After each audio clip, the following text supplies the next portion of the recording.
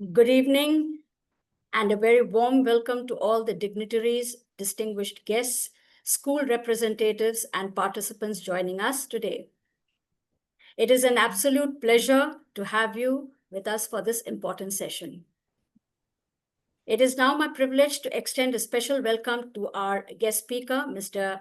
Vijay Dhasmana, whose trailblazing endeavors in rewilding has metamorphosed ravaged landscapes into proliferating robust ecosystems. To know him better, let us first watch a short video that highlights his remarkable journey.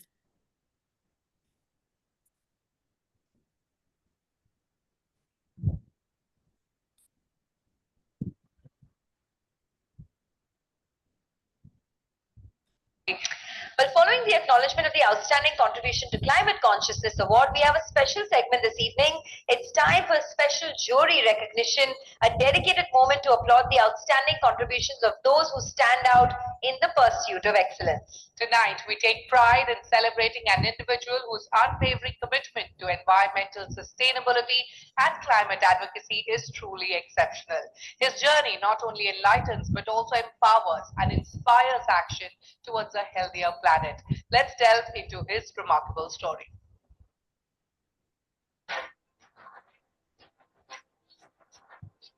This was the 380-acre Delhi-Dehradum border.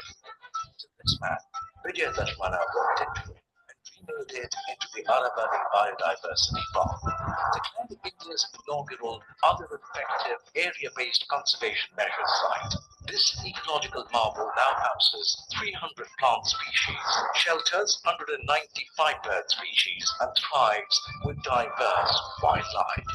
In a project that has lasted 28 years and counting, Dhasmana has breathed life into numerous ecosystems, recalling to life what was once considered ecological lost causes. From the Aravalli Nagarban to Sikandarpur forests, the Rajasthan Forest Corridor, to the Raraji Biosphere Reserve. For his tireless commitment to environmental sustainability and climate consciousness, CNBC TV 18 India Business Leader Awards 2023 proudly presents special jury recognition to Vijay Dhasmana. Join me in extending a warm welcome to Mr. Vijay Dhasmana. His vision and proactive efforts in nurturing nature have earned him this special jury recognition. A big round of applause, ladies and gentlemen.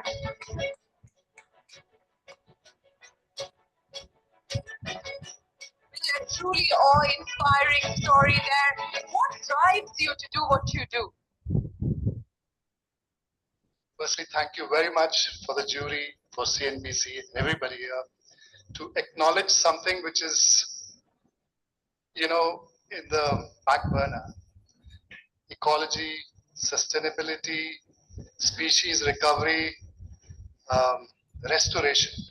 India has committed to 25 million hectares of ecological restoration. And it's a big task that we all have to undertake, and especially, business leaders, because you have the resources and a legacy of making things happen. Therefore, I would request that we, work towards that. But in my case, I think I had a fantastic team of women. A group called I Am Gurgaon. They supported, we gave a vision to them. They helped in executing that vision. We have over 80 corporate partners who have worked on these projects with us. Many of them are here and has transformed these landscapes, which are either mined or dumping grounds, into thriving forests. Well, Vijay, it's been an absolute pleasure. May your tribe continue to grow and maybe have more people join hands with you to ensure that we do see the restoration of our lands. Thank you very, very much. Ladies and gentlemen, a big round of applause for Vijay Dhasmana.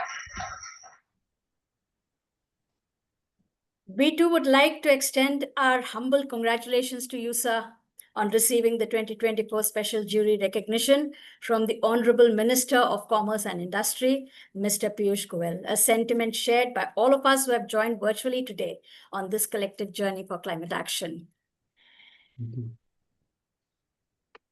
So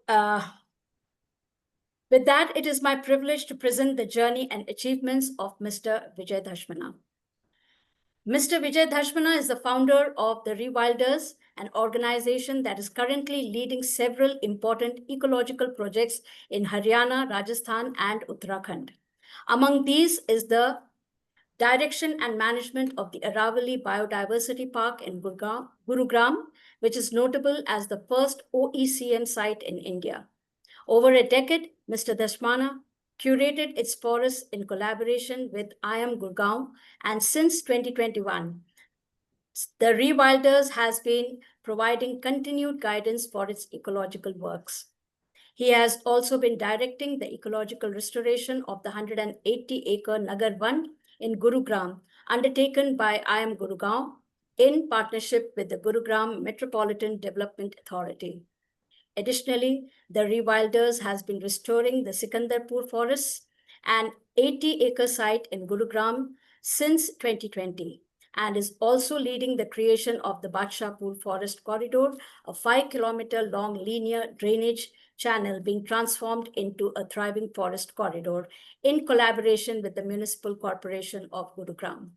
Beyond Haryana, the Rewilders is extending its impact in Rajasthan, where it provides management support to the Kishanbagh Sand Dune Park in Jaipur under the stewardship of the Rao Jodha Desert Rock Park in Jodhpur.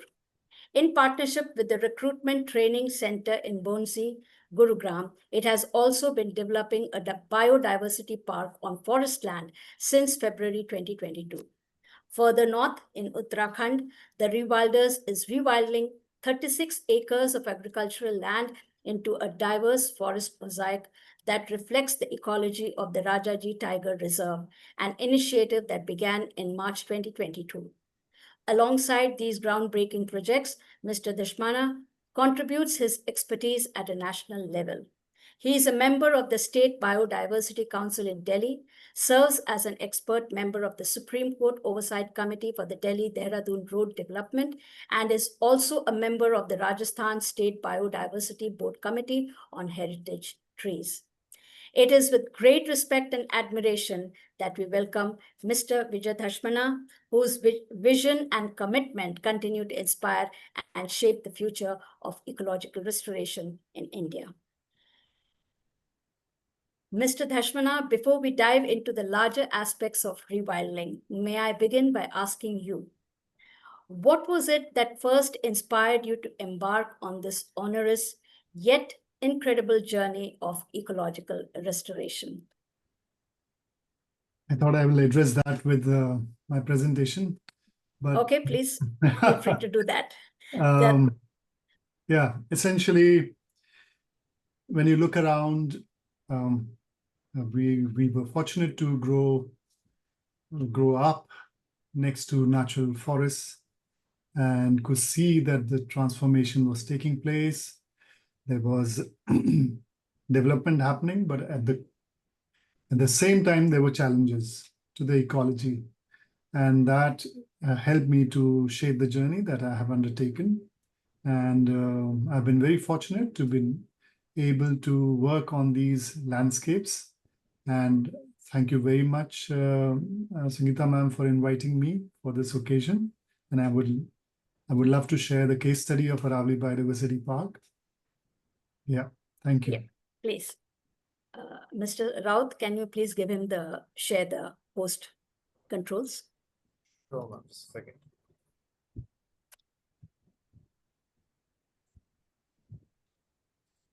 So just check once if it is possible for you to share now on it.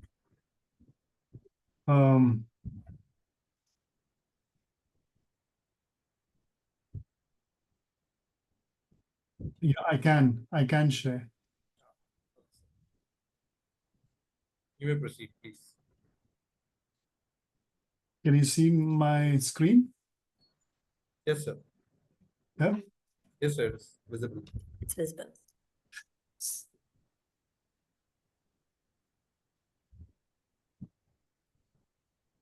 So, may I know whom I'm talking to, in the sense that are there children there, or? There are school representatives, there are lead teachers, coordinators, some principals, and possibly some students also. Okay. So, this is a medium that's I'm not very comfortable with because, you never know whom you're talking to. But yeah, so I'll present a case study of ecological restoration in the Aravallis. And thank you very much once again for inviting me to share this journey. And there are many heavy words here: ecological restoration, Aravallis, and so on and so forth. I think we will try to address it. Now, this is a scenario that's happening also in India. You see this picture, and one of the questions that Renee asked was about this: is our civilization going to lead us to this destruction? Is this the fate of humanity, or this is what humanity results into? Ma'am, is screen visible? I can No, see a no. Zoom screen I over can here. see only a Zoom screen. Yes, sir. Oh. So what do I do? mm, Are you having a PPT with you, sir? Yeah, You just click on share. it's in the share only. If you click on share, you'll get multiple options over there. And you can just click on the PPT that you want to share. Yeah, that's what I did. But anyway, let me do again. there it comes. Yeah, can you see it? Yeah, Yes. it's visible now, sir. Can you see now? Yeah, it's visible, sir. Is Visible. the screen moving? Yes, sir. Yeah, it Slides is. moving? Visible, sir. Yeah. Yeah. Okay, good. So this is the picture I wanted to show. And this is not a distant reality. This, of course, is Indonesia, but this is a reality of India as well. Yeah, and this is very important picture because this is the last habitat of orangutan. As you know, orangutans are endangered species, large primate, and what is happening around the forests is resulting in a faster extinction of the species. Now, this is also true for our Indian apes. May I ask if you know which is the Indian ape we have in the northeast of India? There is something called Hollow gibbon. Have you heard of it? There is a sanctuary dedicated to it. And if you go around it, this is what you will see. The sanctuary itself is protected. There's a railway line cutting across it, but outside it's all tea estates. Now this gibbon is much like human, has a family, children and then grandchildren, and they live in a community, and they are arboreal. They live on the tree tops. They make nests on top of the trees. They don't come down. Now their lifestyle is such that they are never in touch with the ground. Unfortunately, because of all the destruction around, because as you know, tea needs sunlight. It doesn't need woodland. Yeah.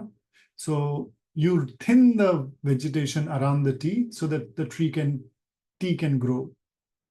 So what happens? The orangutan, the Hollow gibbon is not moving out of this contained space. So anyway, that was one point, because there are thousands and lakhs of such examples of how species and habitats are getting lost around the world. Again, I think, can you see the slide moved? Okay, so just to give a brief on it, since 1990 to 2016, we have lost primary forests which are not created by humans. They are primary forests of the size of South Africa. South Africa is a large country. It's quite a large country. We have lost that kind of forest in the world, primary forests. So that's a huge loss. And their urbanization is a big reality. you can see wherever you are, urbanization is happening. Where does the water come from? Where does the clean air come from? These comes from our wilderness, from our rivers, from our forests next to those cities. If you look at the global trend, this is a data from 1970 to 2016, and it is only depicting the vertebrate populations, okay? The species that we care more than the invertebrate species, because invertebrate, we have lost 50% of the diversity of the world. Of that, North America has lost 33%, Latin America 94%, Europe 24%, Asia 45%, Africa 65%. Imagine the abundance of mammals, birds, fishes, reptiles, and amphibians across the globe. We have lost such large numbers. So if we look at the trajectory of what is happening to the world, this is what is happening to the world. You look at the 2010 interjection. This has been drawn at 2010. If current trends go on, then we are going to lose very fast the biodiversity. And if we take radical measures, then perhaps there is scope for some revival. Now, having seen this and having understood this, United Nations declared this decade as a decade for ecological restoration. Now, when we say ecological restoration, it means that you're not just planting trees, you're reviving a degraded habitat, reviving a landscape which has got degraded.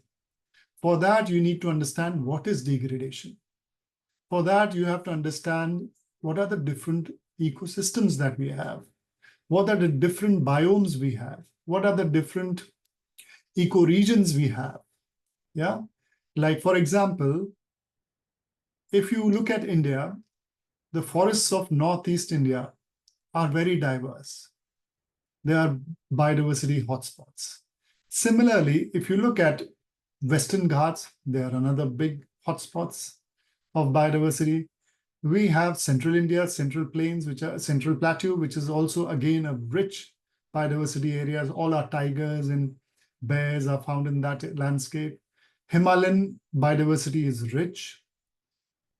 And you have Thar Desert, which is again has to be viewed as an ecoregion which harbors unique biodiversity. What grows in Thar, you can never find in Himalayas. What grows in Thar, you can never find in Western Ghats. What grows in Thar, you will not find in Central Indian plateaus. So what grows in the Western Ghats will grow in Western Ghats. The kind of forests that you see in Western Ghats are the tall evergreen forests. Unique biodiversity, great diversity. What you see in the Northeast are rich, amazing forests. Agree. What you see in the Central Plains, such as Andhra Pradesh, parts of Karnataka, parts of Maharashtra, there are grasslands, grasslands after grasslands after grasslands. And most of our large herbivores, they prefer grasslands. Wolves, leopards, hyenas, bears, they are grassland species. Even tigers in a wooded forest will prefer a grassland because the prey base exists in a grassland. So I'm laboring on this point that every region has its unique biodiversity. So when you look at degradation, you have to appreciate that what actually there was before you judge and say that, okay, a desert is a bad thing. I would want you to pause and reflect on it. The biodiversity that you find in a desert, you can never find anywhere else, such as Great Indian Bustard, a species which was supposed to be the national bird of India, by the way. Salim Ali had proposed Great Indian Bustard as one of the species to be picked up. It was the first choice, by the way, just because of the name Bustard that it got. The committee did not approve of it. Otherwise, it was going to be one of the significant species of our grassland, which is now only restricted to a small, about 100 square kilometers in western Rajasthan. Great Indian bustard, which was there in Andhra Pradesh, which was there in Maharashtra, which was there in Gujarat, is no more there. We only have a small population in the western part of India, which is also under severe threat. Then similarly, you have desert fox, you have desert, all kinds of monitor lizards to geckos to snakes, which are very unique to that landscape, and lots of plants, which are unique to that landscape. So what I'm trying to say is that India has 25, earlier 25, now 50 ecoregions, and all these ecoregions are important. And you cannot have one scale to measure the other. You cannot imagine that a woodland is the right choice for a semi-arid or an arid landscape. You have to see what is the most unique habitat that have ever existed in those landscapes. So understanding that, United Nations declared this as a decade for ecological restoration. Now, the case study that I picked up is of Aravali Biodiversity Park. This Aravali Biodiversity Park is in the city of Gurgaon, Gurugram now. Gurugram is an aspirational city. It's a very young city, and young in terms of age as well, because many young people from around the country and from the world come and work here. You have hundreds of these Fortune 500 companies who come and work in this area. But unfortunately, it has come with a cost. The cost is of pollution. Gurgaon was in many, many years declared as the most polluted city in the world. The groundwater was depleting very fast. The record says that we are losing about 5 feet of water column every year in Gurgaon. Yeah. And the water that Gurgaon, drinking water, comes from groundwater. Now, giving you a background on that, I think I would like to take you to a journey, a small patch of land, roughly about 400 acres, which was mined for the rocks of Aravali's. These rocks were used as a building block, and the grit was used for construction. All your concrete is made up out of it. Roads are made out of it. And that land had 8 stone crushers. And this is the land that was given to us to revive, to ecologically restore. So I'm going to talk a little bit about that. And I have tried to create the background as to why we did what we did. This is the site. In 2010, this is how the landscape looked. Now, to an untrained eye, this will be, I mean, of course, it is looking like a barren, degraded land, isn't it? Now, if I ask anybody what to do, they will say, okay, go ahead and plant, right? But before we ponder on that, I would like to highlight some of this. On the left side picture, there are bands in the rocks. Now, these are very important to understand. These are sedimentary rocks with sedimentary origin, reflecting on the origin of Aravali's. And these rocks are the Aravali rocks. Aravali's are one of the oldest fold mountains in the world. Yeah. In these photographs, the only vegetation that you're seeing, except for these grasses, is some alien invasive species called Prosopis juliflora or Vilayati kikar, which was brought in by the British around 1880 and was planted all across India.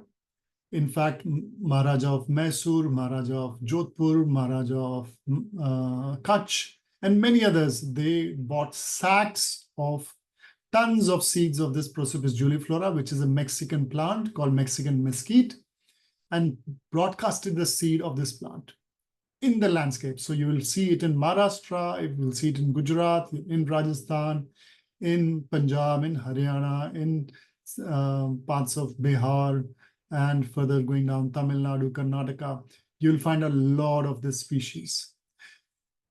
Till then, there was no awareness that this particular species is going to be detrimental for our biodiversity.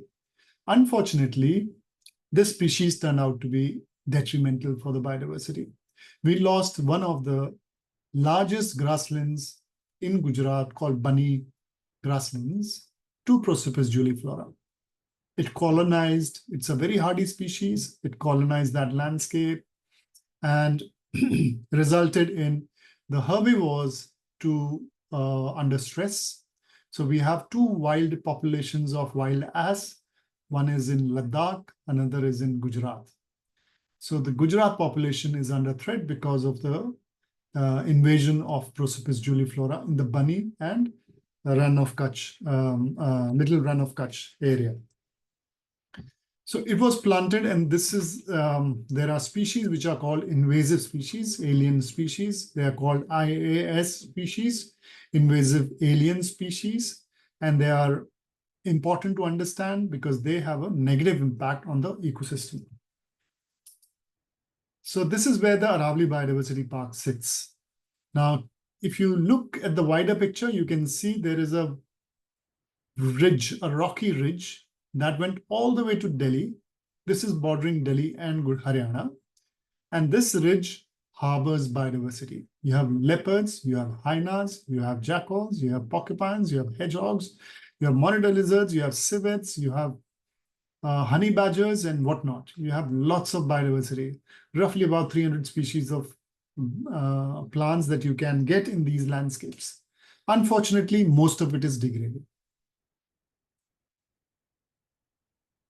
Now, going back to the Aravallis are the oldest fold mountains in the world. The base rock, or the craton, is roughly about 3.2 billion years old.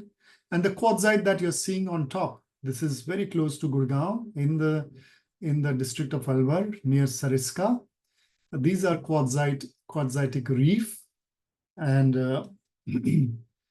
these are ripples on quartzite. You can see wave patterns on the quartzite. Essentially, quartzite is a metamorphosed sandstone. And if you go to a beach, you will find these ripple marks. If you go to a lake, you will find these ripple marks on the sand.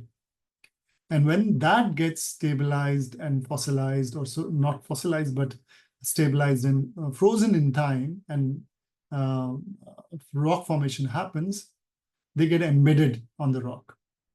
And quartzite is reflecting the marine origin of these rocks.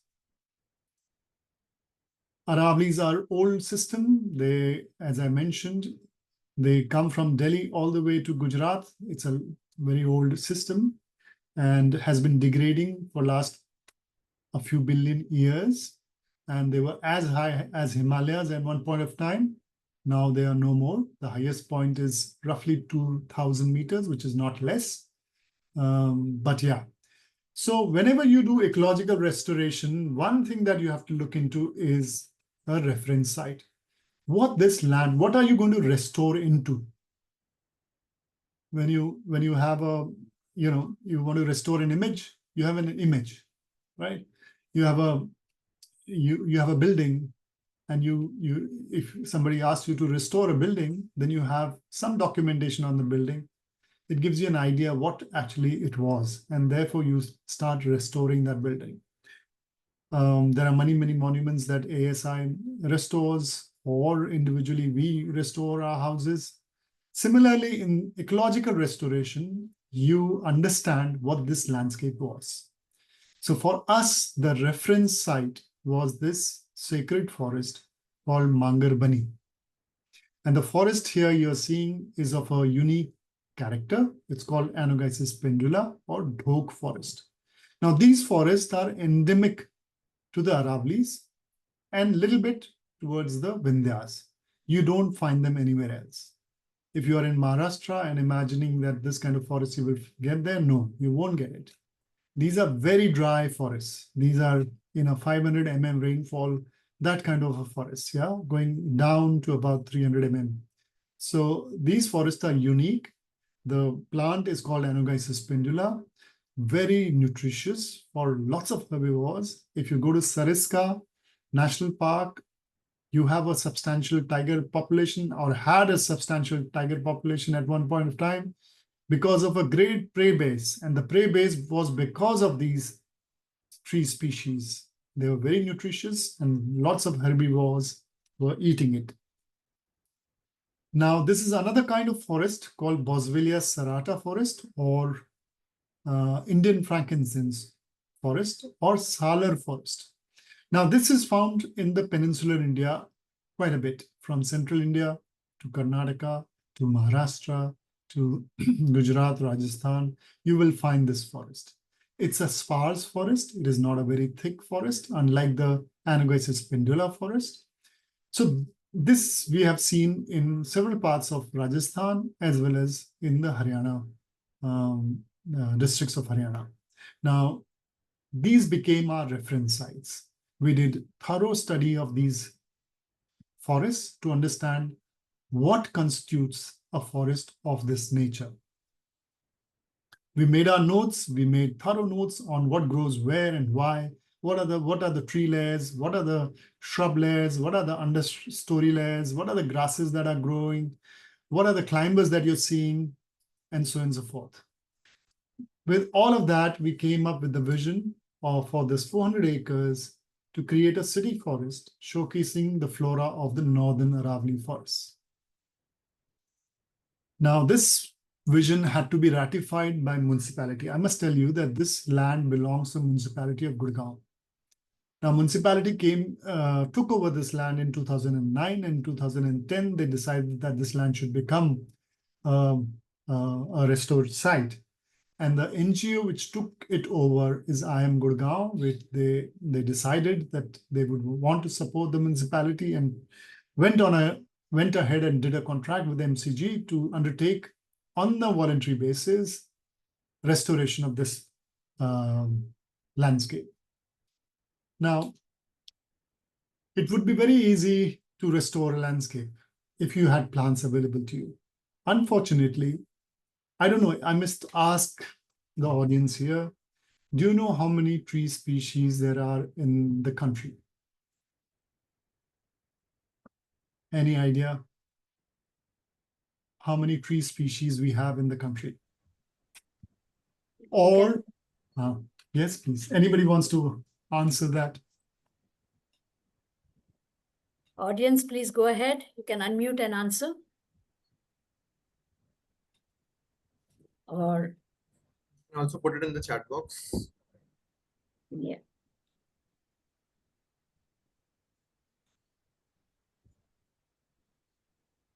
Anybody would like to take that up? Okay. Okay. So let me, yeah. So we have roughly 2,000 species of only trees. I'm not talking about herbs. I'm not talking about shrubs. I'm not talking about climbers. I'm not talking about herbaceous plants. I'm not talking about grasses. I'm not talking about anything else. I'm just talking about trees. We have 2,000 species of trees. But unfortunately, when we look at Aravallis, we get roughly 80 species of trees native to the Aravalli landscape. And if you go to any of the forest department nurseries in Rajasthan, Gujarat, or Delhi, where the Aravallis exist, you will not find more than 2 or 3 species of the Aravallis. So how do you grow a forest of Aravalli without having the species of Aravallis? That's a big challenge, and that was a big challenge even today. Despite my 20 years of forcing Rajasthan and Haryana forest departments to have native plant nurseries, we are still lacking the native flora of our region. So we had to set up a nursery. We had to go to the forests of Aravallis, like the forests I mentioned, time our visits to these forests, collect the seeds subsequent years in many, many years, and try to germinate those seeds in our nursery. We tried several times. We failed in some species. We succeeded in many. And like first year, we were able to only grow 35 species. With a target of about 200 species, we were only able to grow 35 species. Second year, we were able to grow 54 species. Next, we had 80 plus species, and then it's 110 and so forth. So we were able to do it in over 8 years. It took us 8 years to propagate 200 species. So nurseries are very, very important when you're looking at ecological restoration, be it, and our nurseries was not just about trees, it was about shrubs, it was about climbers, it was about herbs and grasses as well. Now, another important step when you are doing restoration is community participation. No restoration can be complete without people's involvement. In India, we have so much density of people that forests are never untouched. If I ask you the question, how many percentage of our forests are under national parks and sanctuaries? I don't know if anybody would want to take it up. You can, of course, Google, but we have only 6%. 6% of our forests are national parks and sanctuaries. Yeah, imagine which are spaces where humans can't go. Other spaces are all human ventured. So, and it is important because humans shape the forest. Humans are an important species of the landscape. We cannot alienate humans. And with that wisdom, we had Forest Rights Act, which is a very important act in which we were trying to get people who were Adivasis, who were forest dwellers, to become custodian of these forests because they knew how to handle these forests. So with the similar thought, we wanted the citizens of Gurgaon, the children of Gurgaon, to participate in the whole process of recreating the forests of the Aravali's in this totally parched land, mined land of 400 acres. And we got schools, we got roughly 60 schools coming there, some 80 corporates who supported it, thousands, every year we have thousands of people coming and planting with us in this landscape. So we had school children, as I mentioned, all kinds of schools, from the Sri Ram schools to Columbus school to modern schools to NGO schools to government schools, all came and planted with us. And those children I met recently in the parking lot, a young man. He stopped his car and he said, I have come to this park through my school for planting. So, which was quite a sweet thing to hear. We got corporates to come and plant with us. We wanted a message to go to them that what is ecological restoration and how these lands can be restored. We also took an opportunity to educate. It was not just planting, but to educate people on what is the native flora of Aravali's. What kind of distinction you have to make, and why every landscape has its unique flora. So I'll take you on a photographic journey of transformation. You can see these are blasted rocks. You can see the banded patterns or that you find on a sedimentary rock. This is quartzite. All the vegetation that you see, which is green, is the Vilayati kikar, the alien invasive species. That over time, this is 2010, that over time, this is 2020, got transformed to this.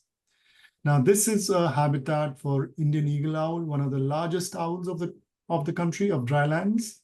So we have had several roosting of this particular owl in this rocky owl. They love to breed in these rocky outcrops. And the forest on the top is the Anogeissus pendula forest that I was showing earlier. And in the valley, we get different kinds of forests. Here, this is another example of a mined pit. Here you can see that this is rocks have been excavated from the land. And this is what the restoration looked like in 10 years in these rocky outcrops. Mind you, we get a rainfall of about 500 mm as compared to Western Ghats, which get 8,000 mm. So this is another water body that was a seasonal water body, but all the vegetation that you see around is the Vilayati kikar or the invasive Mexican mesquite. this is what happened when we restored this landscape. Today, this has become a forest of Boswellia serrata, the example I showed you, Anogenesis pendula, the one I showed you, Butea monosperma, dark forest, and the Phoenix saccharum savanna. We created these vantage points for people to come and experience the forest. We had an amphitheater, there is a metro going next to it. So it is very accessible. Because of its accessibility, we wanted it to be an educational center. It is home to lots of wildlife, from nilgai to jackals to hedgehogs to porcupines to 75 plus species of butterflies to all the 8 species of amphibians that you find in NCR. I mean, they're very tiny, 8 species of amphibians compared to something like 500 or 600 in Western Ghats or 300, 400 in Eastern Himalayas. But that's what you get. And all of them you find in this particular place. We have roughly 200 species of birds that make this place their home. This is the eagle owl I was talking about. This is the species that has subsequent years given chicks and have raised these chicks, and we have documented them. It is a place for unique flora of the Aravallis that you can find in one place in the northern Aravallis. I mean, this is for people who understand densities, abundance in the forest ecosystem. We have created permanent plots, and we are trying to understand how the dynamics of a forest changes. So here you can see the tree density in 2016, which was much later after our intervention.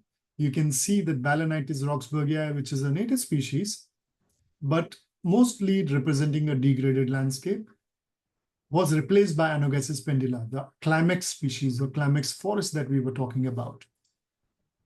Similarly, tree dominance, which was from our Balanitis roxburghii, which is a shrubby plant, which is a good example of degraded landscape, to Prosopis juliflora, got replaced by Anogenesis pendula to Boswellia serrata. Then what happened? In 2018, we got to hear that National Highway Authority of India is trying to make a road through the park. So we have restored a land. You have got people involved in it. Now we hear that there is a big project coming up, which is a national highway, and they want to cut through the forest and create a 6-lane expressway. So we raised this alarm with the people of Gurgaon, and there it was. The community came forward, they raised their voice, they protested against the road, they wrote to the Prime Minister, they wrote to the President, they met governors, so on and so forth, and that road project got shelved. Some 15,000 children came to protect the forest. 15,000. Today, this place has become an educational place. All kinds of people come here to learn about butterflies, to look at the flora, look at the fauna, look at the birds. And Forest Department particularly, every batch which undergoes a training comes to this place and learns about the forest of the Aravallis and the restoration of the Aravalli ecosystem. As a result, it became the first OECM site in the country. In 2022, it was declared 2nd Feb. It was declared by the Honorable Minister of Environment and Forest as the first OECM site of the country.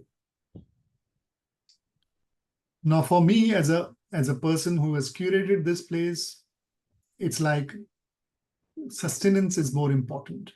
The plant species that we had taken pain in growing, collecting the seeds, growing that in the nursery, and then planting them out in the landscape. Will they survive? Will they procreate? Will they create the community of their own?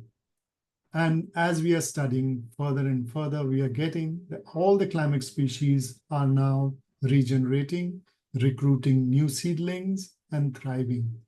And these are some of the species that we are talking about: Eritia levis from Boswellia serrata and Anogesis pendula. All the three species, all the last two species are the ones that I have been showing the forests of. And they are in good numbers regenerating. So which gives us hope that if given time and energy and right scientific approach, you can recreate a landscape.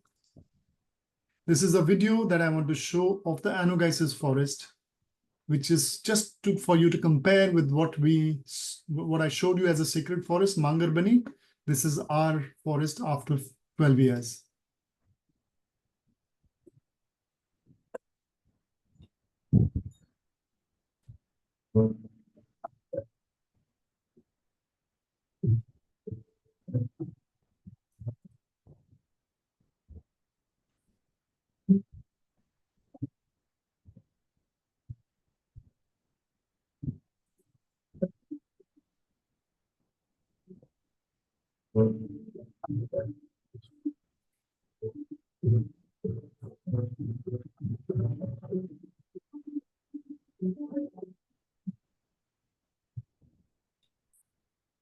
So,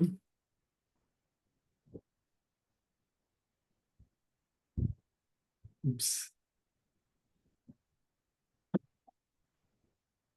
Yeah, so that's about the park. And this is one of the decks of the park. I don't know if we have time. If we have time, I can go into another project, but this is basic principles are the same of ecological restoration. And if we have time, I would like to showcase more projects that we have undertaken. You would let me know. So keeping time in mind, we are having another, I suppose, 12 minutes.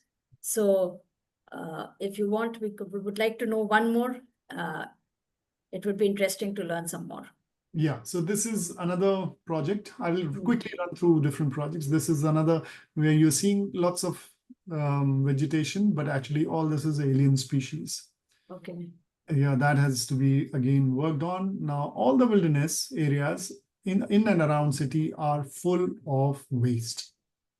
From this particular site, we have collected 960 trucks of plastic waste. This is a 200-acre site, and we have removed so much of plastic from this land because this is reality of every city.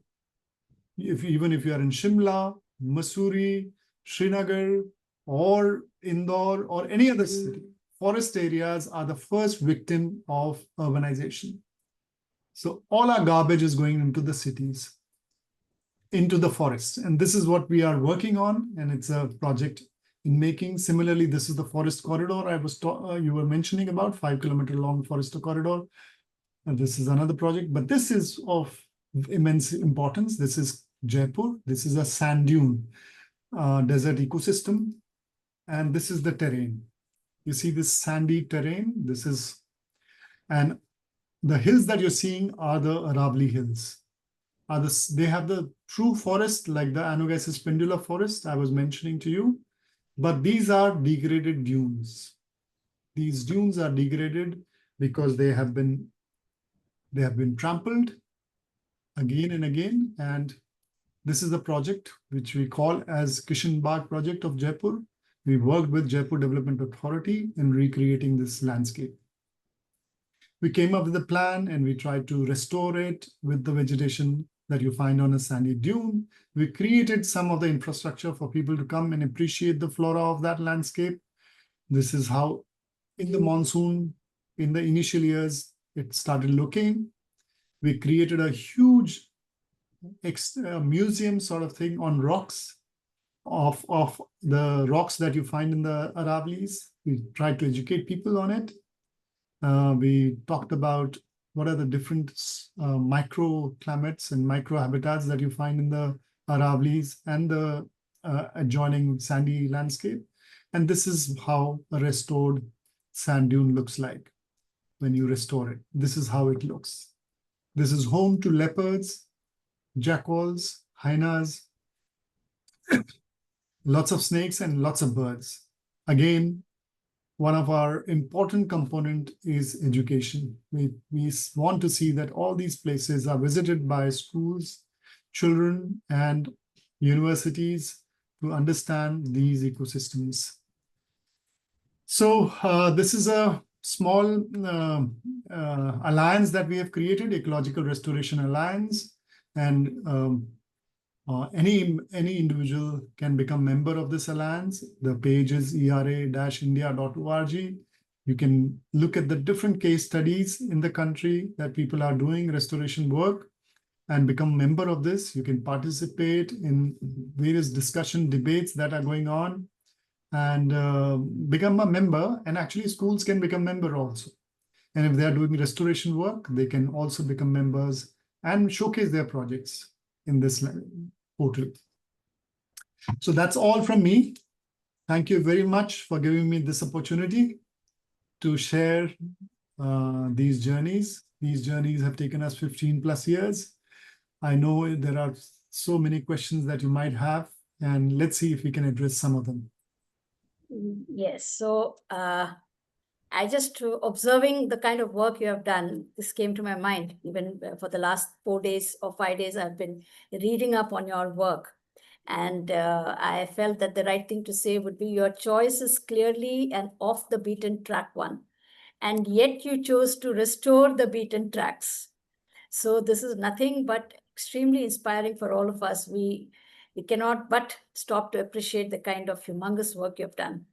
So, and in the meantime, I would request our audience to keep putting their questions in the chat, while I would now want to pass on the conversation to Mr. Saikat Raut, who's a bioscience educator at Kerala Public School, to take it forward. And we have very less time left. So let's make it all count. Yes. Thank you. Thank you so much, ma'am. Sir, that was an amazing presentation. I'm like awestruck by the amount of work and the level of work that you have done. I just have one question, sir.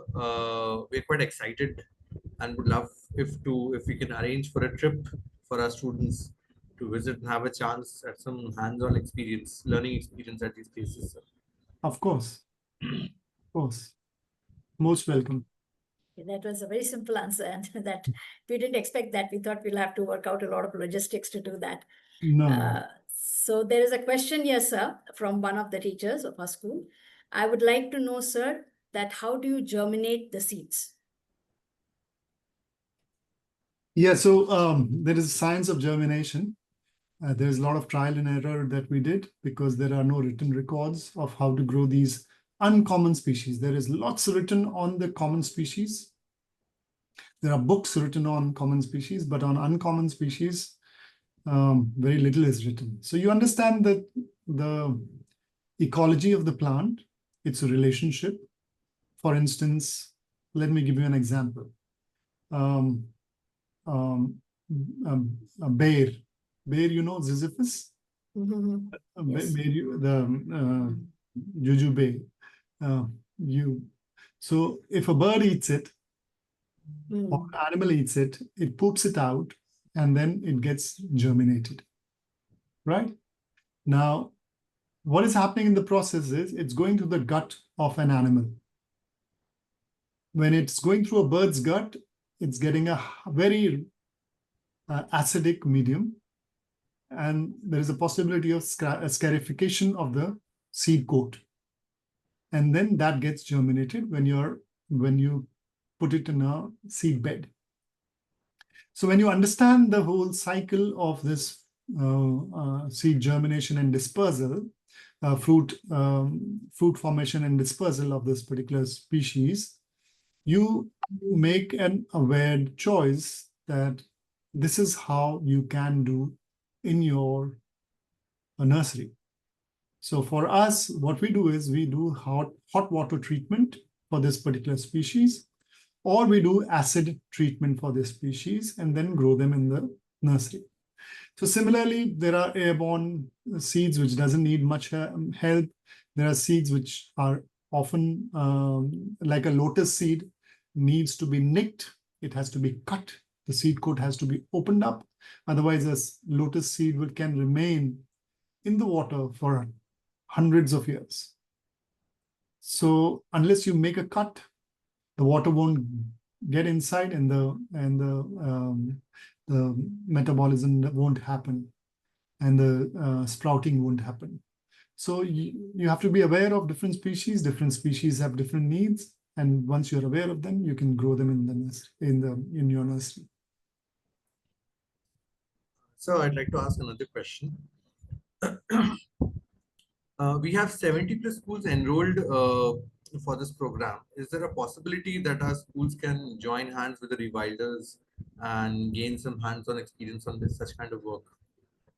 So this is in Gurgaon. So how we can talk about how we want to do it, because that means that your school's coming to Gurgaon, right?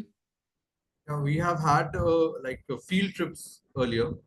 So you can come, you can do monitoring. We have plots. Children can make notes. They can make journals.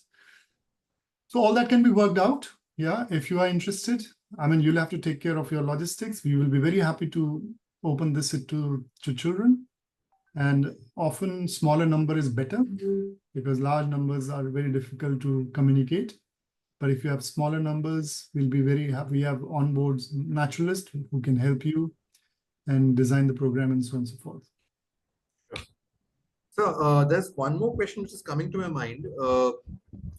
How do you ensure that the work done by you over the years suddenly doesn't just come to a standstill by a change in the government and their policies? We have already seen 3 governments. But that challenge always remains. So those challenges will remain forever. You have to be confident. You have to push the agenda. You have to keep pushing the agenda. Yeah. As I showed you the earlier graphs, that there is very little hope left. So you have to try your best. There is a question here, sir, from our Vice Chairperson, Mrs. Vijay. She's asking, can you suggest other organizations in other parts of the country for collaboration with us? I mean, like. Yes, I would request you to go to the ERA website and you will get hundreds of such projects. Okay. Maybe up to 100, not hundreds, but up to 100 projects. So there are projects in Northeast, there are projects in Central India, there are projects in Western Ghats, in Tamil Nadu, in Pondicherry, in Kerala, in Maharashtra, Rajasthan. So there are projects, and some of those projects we have highlighted in our website. And so those organizations you can contact, and if you want, I can refer you to them. And, children can go and learn. Yeah. There is another person, our viewer asking, hello, sir. In Pune, many areas are already full of non-native species. What can be done in that case? She's Neha Agarwal as a viewer here. That's a very difficult scenario because you have to understand who owns the land. Secondly, are they ready to do ecological restoration? Third, do they have resources to do it? So there are many, many things that need to come together in order to do that. Yeah. But in Pune, there are many, many good projects. I think you can participate. There is Ecological Society of Pune, Ecological Society of India. Pune they do a postgraduate program for people, and they have some projects in Maharashtra that you can see.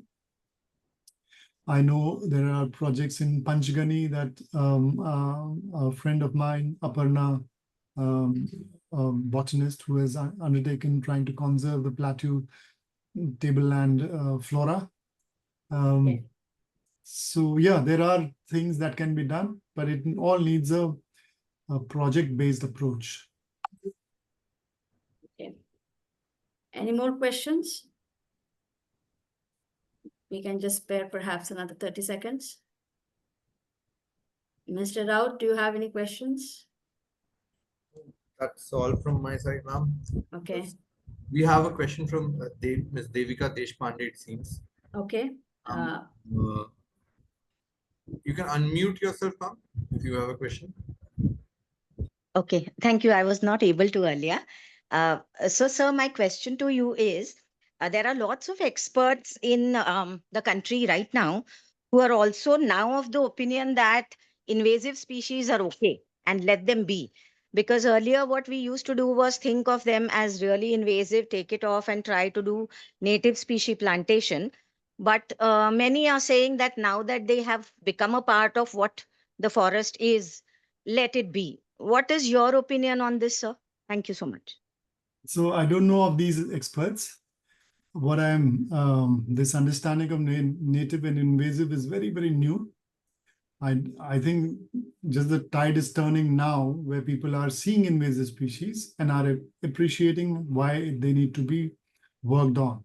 For example, all our national parks and sanctuary, there was a big study that 70% of our lands are forest and national parks are encroached by invasive species such as Lantana camara, Senna spectabilis, and they have a negative impact on the faunal diversity, such as gaur or elephant, or, so you have to understand, of course, it has to be studied as to which, when you say invasive and when you say exotic, there are two different things.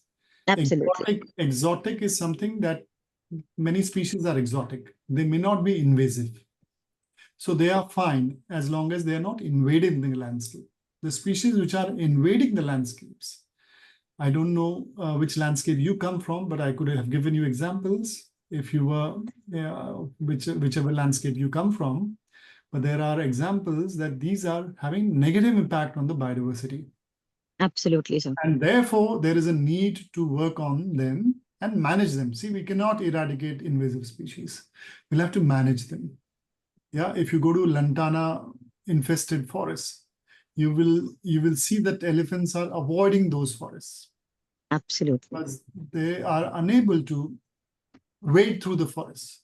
Small herbivores are, like cheetal or sambar are running away from those landscapes because it's very difficult to penetrate those forests because Lantana becomes very, very thick.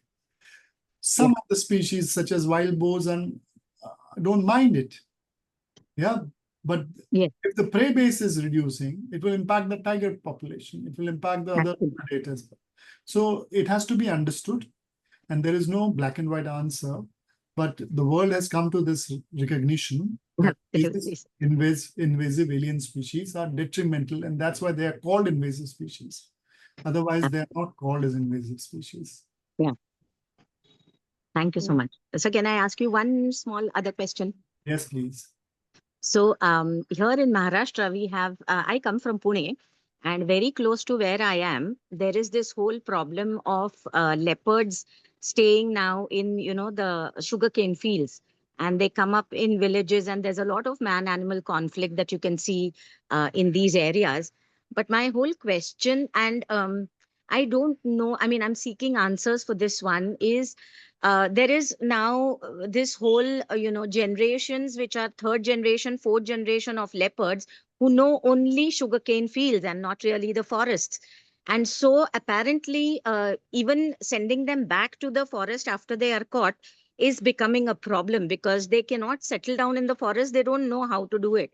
They only know to be, in sugarcane fields and prey on easy things like goat and sheep of the farmers. Now, do you have you gone across this problem, and what do you think about it, sir?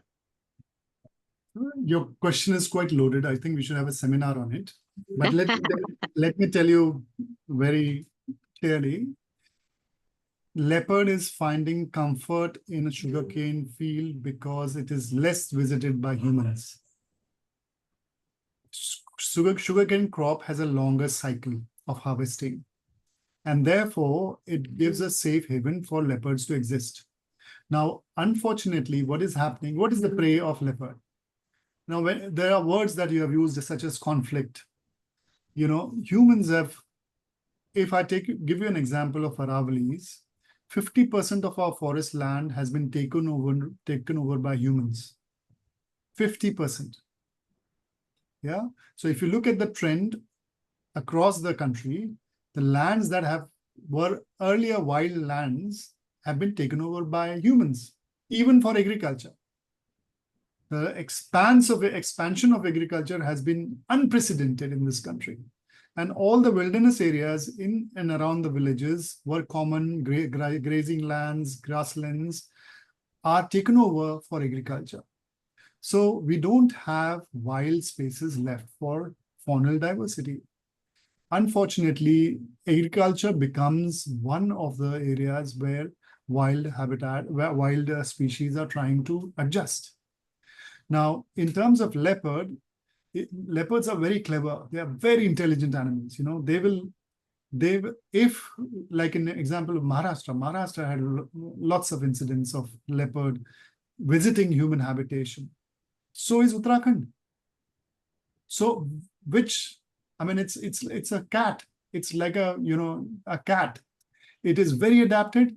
It is a nocturnal animal. It will occupy those landscapes. Anyway, what I'm trying to say is that don't see it as a problem that animal has created. It is a problem that humans have created. And we have kind of conditioned them into a different behavior. And so the onus is on us that we give them enough wild spaces and corridors. As I mentioned to you, we only have 5 to 6% as sanctuaries and national parks. 5 to 6%, nothing. It is nothing. Our agricultural land is 71%. Imagine. So where is the wild going to be?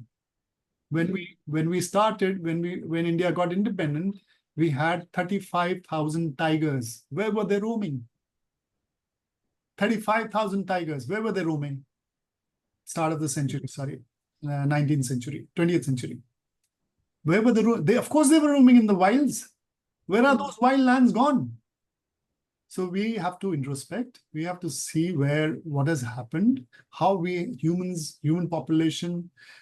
I mean, India's population was, I think, roughly about 35 crores when India got independent. Today, it's 1.4 billion, 140 crore. So that all population has to have land and has to have has occupied all the wild spaces. So it's a complex problem. It's not an easy problem. Animal cannot be blamed for it. I mean, I am of a pure belief that animal cannot be blamed for it. We have created this problem. Humans have created this problem. It's our responsibility to see this in that light. Otherwise, we will treat animal as a problem and start killing them or capturing them and moving them out. Animals are very sensitive to their territories. Forget about leopards. Even butterflies are very sensitive to their territories. Dragonflies are very sensitive to their territories. Amphibians are very sensitive to their territories. We don't think of them as creatures. We just hold them and throw them anywhere we like. There's a problem in our head when we look at translocation, relocation of these animals, because we just want to push the problem away. Either se uthaya leopard ko or pass it on anywhere else. So that is a problem that has been challenged. And there is beautiful work that in Maharashtra, Vijay has done. Amazing work. She has put the argument forward as to what is happening to the leopards in Maharashtra, why they are occupying these landscapes, where are the grazing lands gone, where are those wild spaces gone. It's amazing. You should see there is a documentary, many, National Geography has covered it, Discovery has covered it, on her studies about leopards in Maharashtra. Thank you, sir. Sir, there are some wonderful comments for you, and I would like to read them out. Neha Agarwal says, awesome efforts. Devika says, wow. And then our vice chairperson says, amazing and inspiring. And Niva Prasad says, commendable. And Sonali says, it's wonderful and what inspiring work. And so what an insightful and inspiring session, sir. Thank you very much. That again comes from our vice chairperson. So, sir, this has been a wonderful session, but I think our Mr. Saikat Raut has a question and he wants to ask you. So I would want him to ask that question. If you can spare 2 more minutes, sir. We don't want to. Yes, please. Yeah. Saikat. Thank you so much, ma'am and sir. Sir, I would like to ask, what were the obstacles faced, especially the ones which you consider the most difficult one regarding the terrain at Aravalli? So I think the biggest challenge was human. Okay. It was not ecological. It was not about germinating species. It was not about understanding the ecology. It was human. I think one of the biggest problems is that humans think that they know. And that's a bigger problem. We had people who coming here and saying, what is the big deal? Come on, get large plants and plant them on these rocks. So that is the attitude. I think the attitude was the biggest problem. To convince people on restoration was another big challenge. We were very, very thankful to the commissioner of that time, who is now principal secretary. Is amazing that he supported us. He stood the ground and he said, okay, guys, you have 8 years, do what you feel like doing. Otherwise, we had projects, we had cactus garden coming up here, we had night safaris planned here, we had wellness center planned here, we had to fight every time. Every time there was a commissioner who got changed, he came with a new idea that can't we have a crocodile park here? Such a large land, why don't we have a crocodile park? Mayor of Gurgaon got recently elected and he went to Singapore and he saw night safari. He says, oh, we want this in Gurgaon. Why don't we create a night safari here? So the challenge was human. It was not ecological. Okay. So like a change in mindset is basically what is required to initiate change. Absolutely. And also make people, now people listen to us because they've seen the result. But there were times when, they would make joke of us, We were planting 6-inch saplings, 6-inch, that we had grown in a nursery. 1 year, they had grown only that much and we had planted them out. So there was nothing to show for 5 years, these seedlings, and they were eaten by the nilgai, the herbivores there. So for first 5 years, it was very difficult to show the impact. And it's a rocky terrain. You can see it's pure rock, But now when people come, they see and they appreciate, and then they don't question. They understand they are talking, they see the depth. So sorry, please, Yeah. continue. No, I just wanted to know, how do you identify a place as this is the place that we should now restore and get it back to good health? How do you identify that? Yeah, so that's there are enough degraded landscapes in the country. India has signed a bond challenge of 30-30-30, which means 30% of its land under forest. Today we have achieved the total forest cover is about 21%. And the forest land is 21% and forest cover is about 25%. So we still have to go 5%. So there are lands which are degraded, such as this site, which was mined. So lots of mined landscapes are there. There are lots of areas which are totally ravaged by debris. Lots of debris has been put, fly ash has been put, lands have been contaminated by excessive water being drawn out, saline, lands have become saline because you have put a lot of water in those landscapes. Agriculture has become very difficult in a lot of lands. So to identify all those lands, I think it would need some sort of study, but there are enough lands available in that category. Sir, I think we should now come to a conclusion. Thank you, Mr. Dhasmana, for engaging so generously with us and for the clarity with which you have shared your vision and work. It has been a brilliant 1 hour interaction, and I'm sure more than 1 hour, I would say. And I'm sure everybody will agree with me when I say it's a Sunday well spent. With that, we shall now move on to the closing address, which will be delivered by Mr. Saikat Rao. Over to you, Mr. Saikat. Thank you, ma'am. On behalf of Kerala Public Schools, I extend our heartfelt gratitude to Mr. Vijay Dhasmana for sharing his inspiring journey and showing us the transformative power of rewilding. Your insight on the Rewilders initiative and the importance of restoring balance to our ecosystem have left us not only informed but deeply motivated. A big thank you to the organizers, the technical team, and every participant who joined us today. Let today's discussion be the spark that encourages each one of us to take small, deliberate steps towards a greener, wilder planet. Thank you all again, and let's carry the spirit of restoration into our daily lives. Thank you so much. Thank you. Thank you. Thank you so much, sir. We look forward to more work with you, joining hands with you, and I'll be troubling you perhaps a little more because now schools would want to be connected with you and learn more Most from welcome. you.